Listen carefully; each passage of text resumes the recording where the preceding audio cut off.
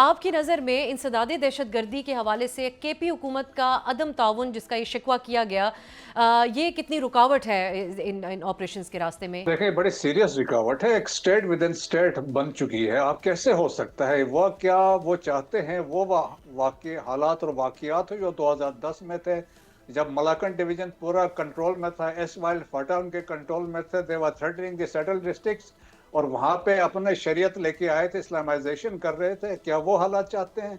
کیا وہ وہی ابھی افغانستان سے کیا ہم بات چیت کریں؟ کیا وہ ان سے آپ بات کریں؟ کیا آپ نے دیکھے جیت علماء یہاں سے بھجوائے، وہاں جا کے انہوں نے they refuse to entertain them, ان کی بات نہیں مانی. آپ کی یہاں سے جرگے گئے، آپ کے یہاں ڈپلومیٹک مشنز گئے ہیں، آپ نے تمام چائنیز کو یوز کیا ہے، سینٹرل ایشین ریپبلکس کو آپ نے اس میں یوز کیا ہے. آپ کی بات نہیں بنی تو آپ کیسے کہہ سکتے ہیں کہ آپ کے باقی ممالک میں حملے نہیں ہوئے ہیں؟ سو میکسیمم 80% حملے ہو رہے ہیں خیبر پختونخوا میں، اور ریئلائزیشن بھی یہی ہے کہ سب سے زیادہ قربانیاں دی ہیں خیبر پختونخوا کے عوام نے.